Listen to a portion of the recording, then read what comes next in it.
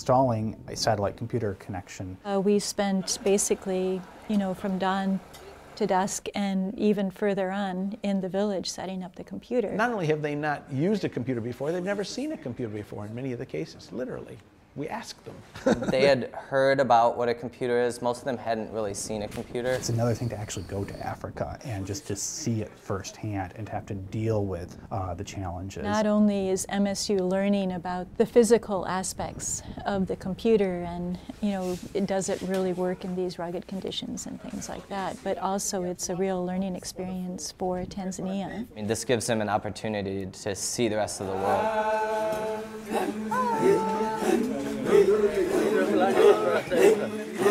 Sparty at the Detroit airport. That's right. The idea was we'd take a succession of our student teams. Sparty, aboard flight 6:15 to Amsterdam. Let them design systems. And so it's a student-led project to deploy satellite solar-powered internet computers in a rural school. 240-volt power inverter. The project is to develop a computer system that is cheap so that it can be deployed in third world countries to give students access to the internet. And then we would take them actually to, in this case, Tanzania, and try them out in a school and see what lessons we learned.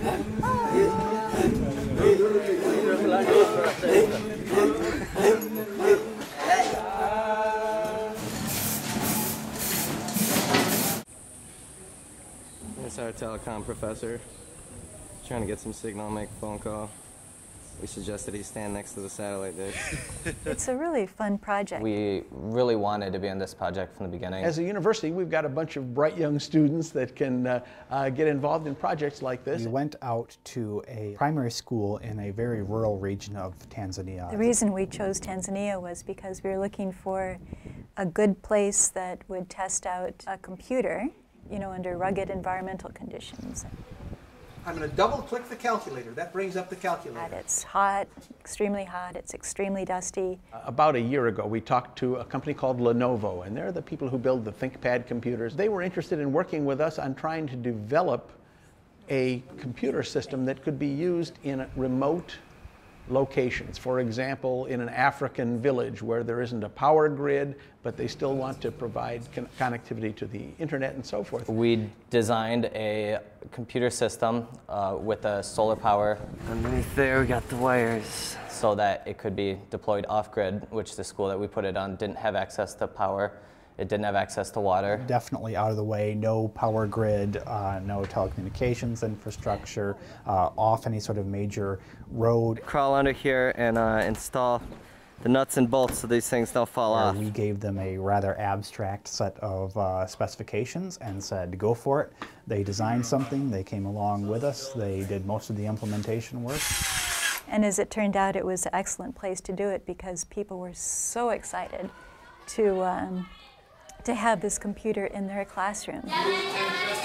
Kids from the village were around, and of course they were fascinated. The students were just really happy that we were there. And they quizzed our students on math problems on the blackboard. Wanted to play with us. Our students played a little soccer with them. They were just all so happy, They didn't have a real soccer ball. Like instead of a soccer ball, they have a ball of rags. We're sure going to take care of that next time we go back. They were watching the whole time. One of the students brought a little handheld video game on his cell phone. Yeah, they jumped right on that. Most people there had never seen an iPhone or even heard of an iPhone. And he started passing it around to the students. They were just sitting around outside the school as we were working.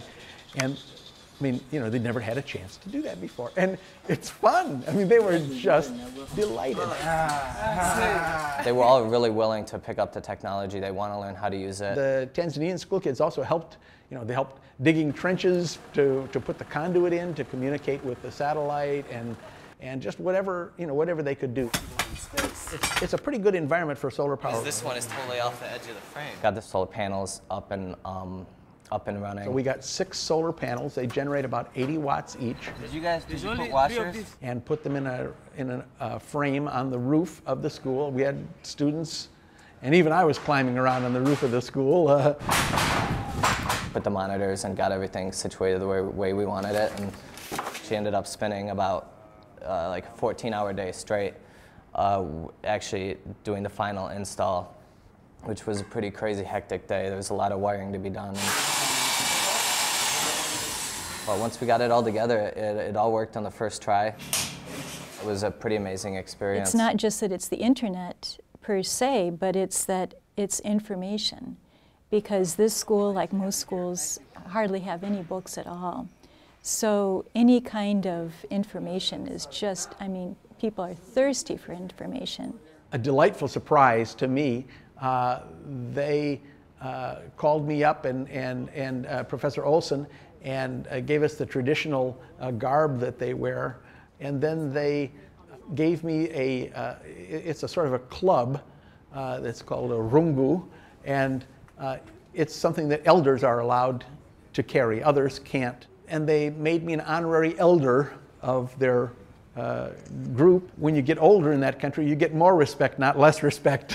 It was very moving that they wanted to have us feel like we were a part of their community. 3 keys to the 3 compartments on that large metal box here, and with these keys go responsibility. Well, we wanted to essentially turn the keys to the system over to the village, letting them understand that it's theirs. As far as we know, the telecommunications professors there told us that this is the first primary school in Tanzania that has internet access.